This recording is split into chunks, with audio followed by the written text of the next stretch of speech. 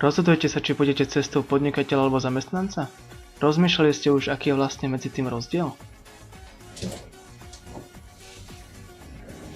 Michal, prišla nám nová zákazka. Potrebujem to a do večera putové. Okay.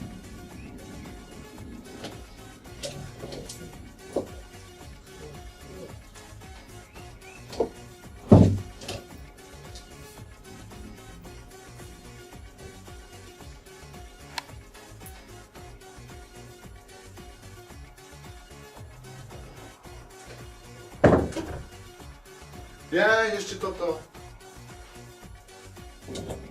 Michal, ešte niečo by som od teba potreboval. Čo toto má byť? Už aj to vypni. Za to spravíš ešte toto navyše.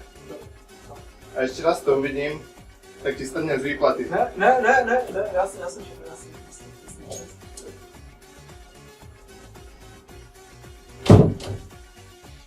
Ach, ten Mišo nie je normálny.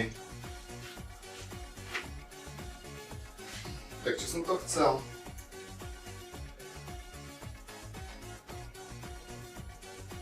Aha. Nový status.